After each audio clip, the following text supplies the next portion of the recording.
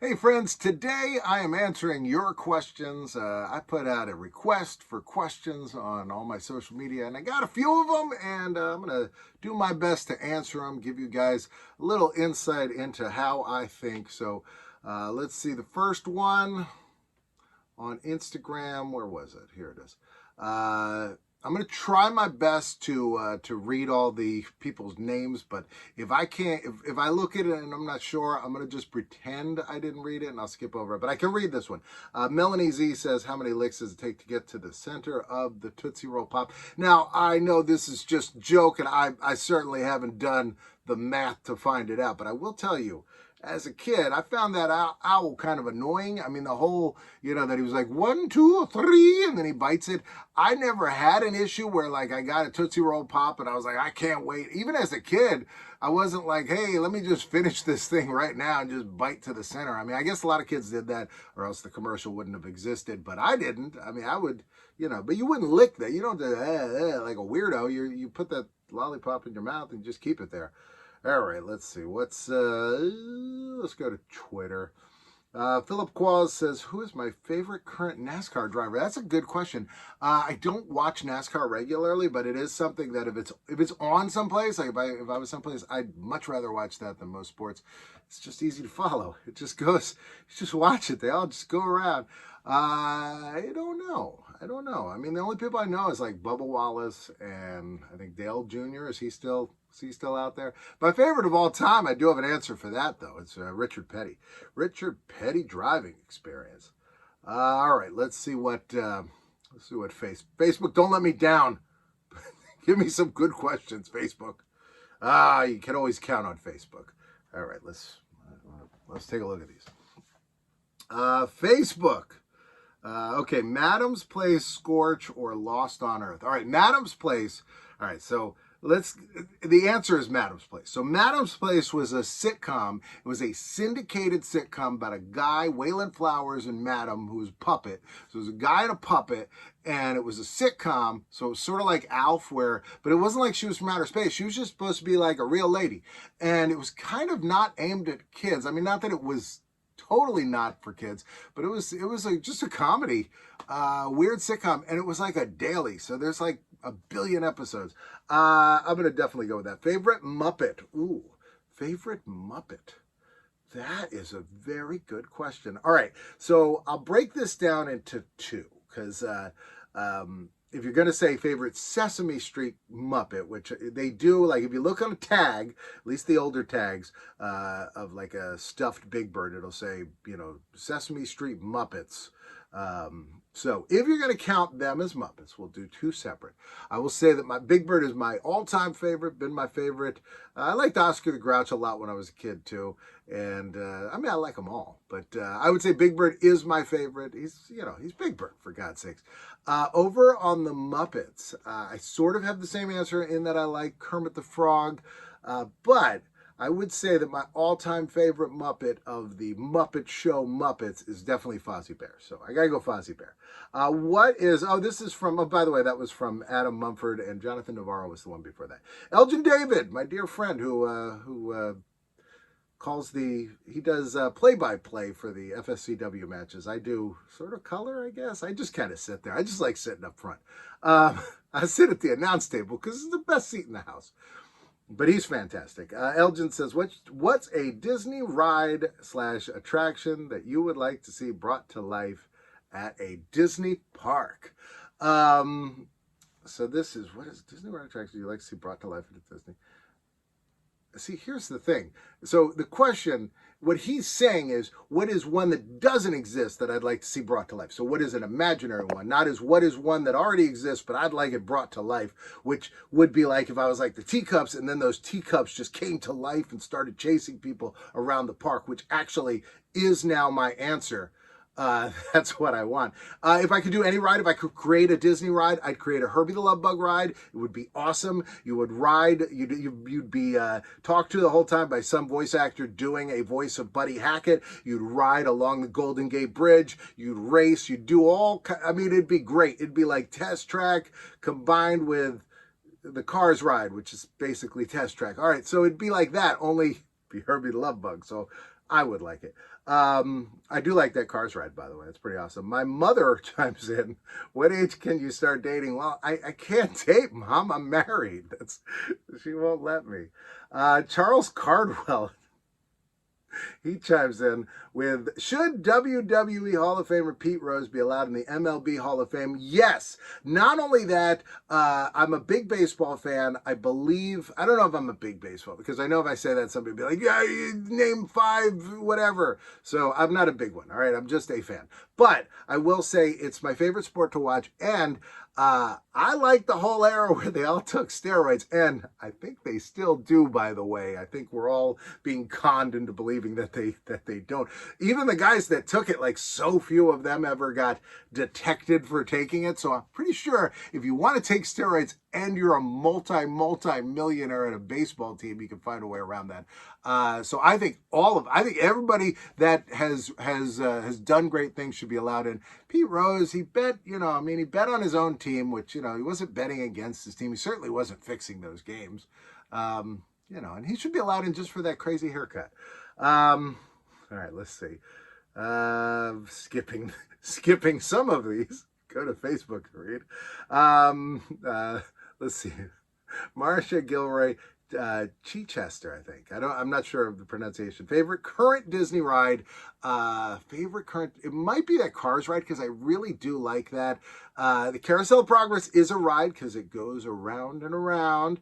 If you say that when it apparently was at the World's Fair, the stage rotated, and now the seats rotate. And the Carousel of Progress is my favorite thing of them all. So I would always say that. If you're not counting that, I'm not a big thrill ride person.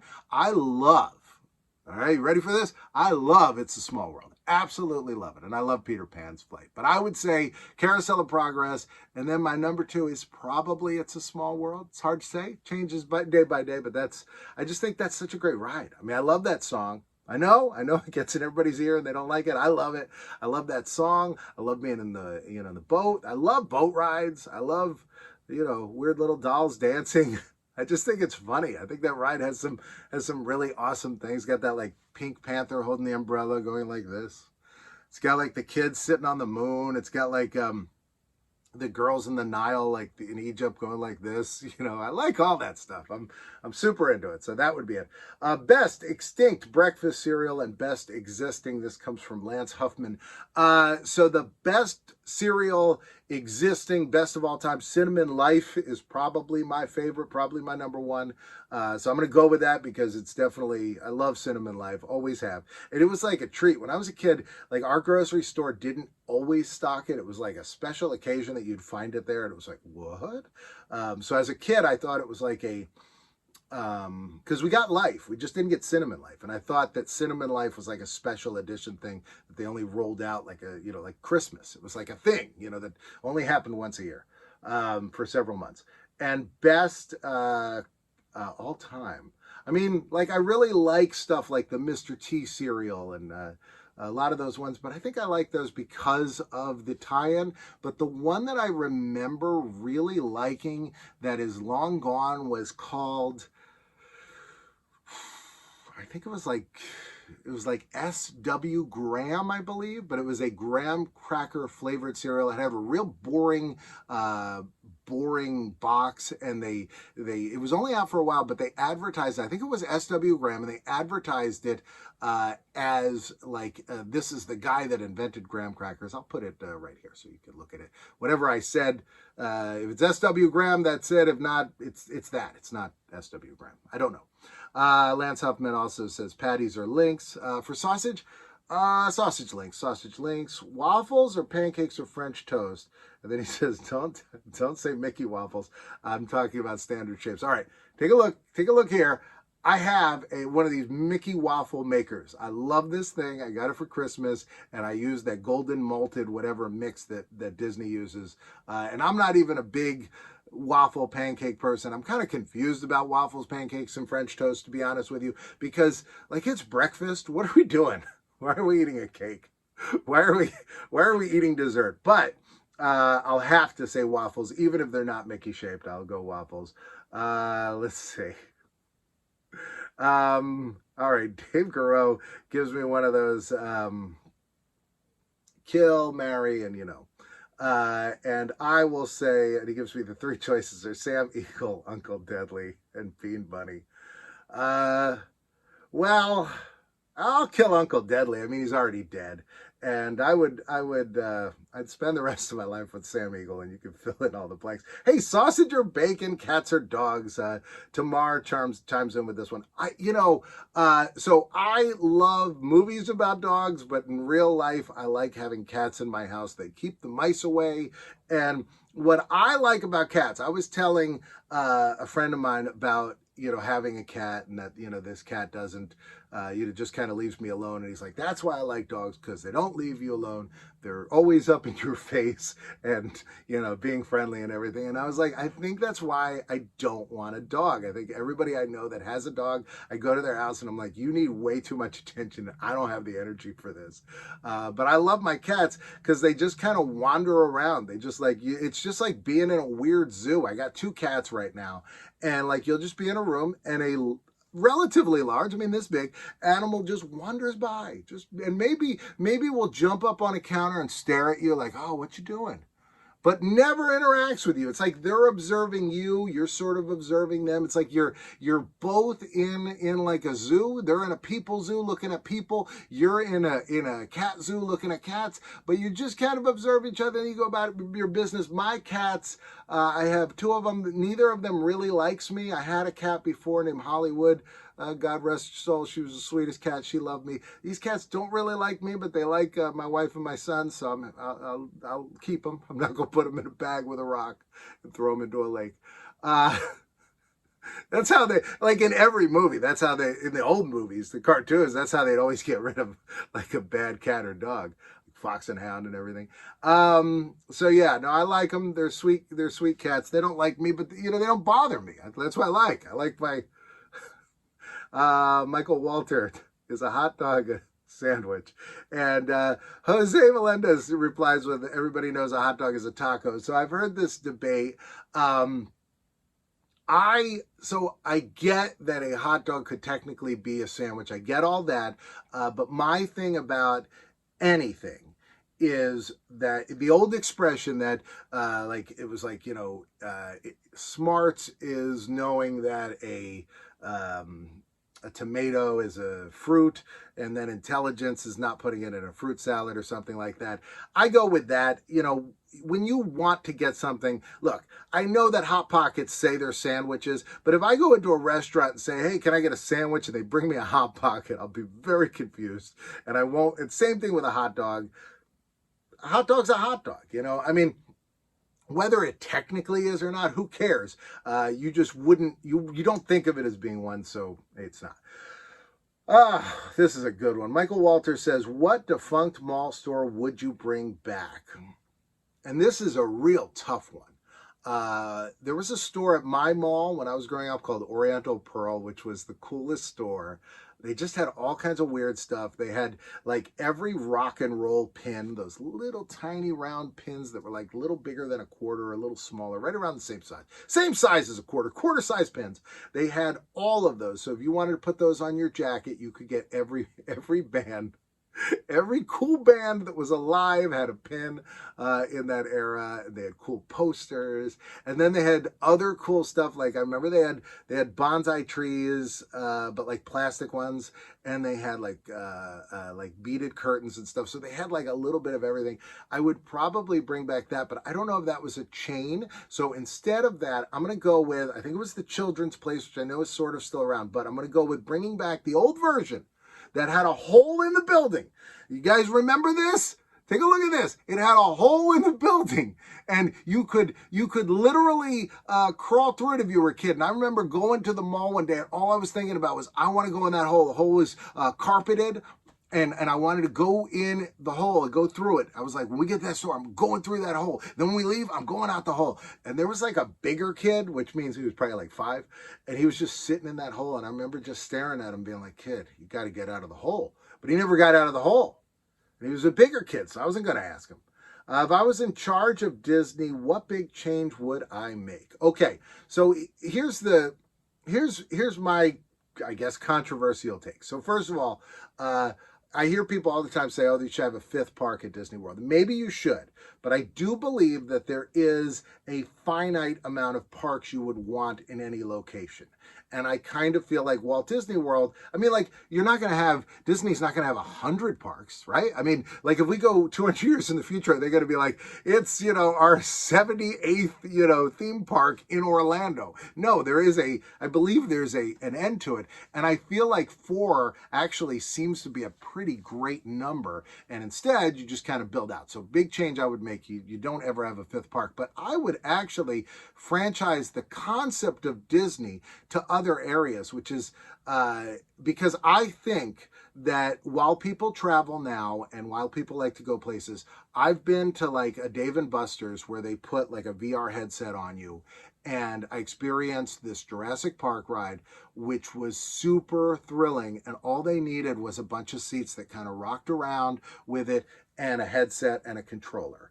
And that VR stuff is really great. I play with the Oculus a lot, and it's really great. And I have a feeling that the more Disney does a lot of these screen-based things, it becomes less and less a thing that can't be replicated. Because like you can't replicate It's a Small World in your small town, but you can replicate that Avatar ride. I mean, I would think you could probably build that in this room, right? So, it just kind of, I don't know. I would franchise out 2 ideas. One is very small Disney parks. I'm talking like a 5-acre indoor Disney park, like almost one that you would go to once a year and be like, this makes me want to go to that big Disney park. And then meanwhile, I'd be making my own competition. I'd have a different name for it, maybe a different brand. Like maybe my smaller, my second thing would be like branded as the Muppets or Marvel or something. And it'd sort of be like they do these,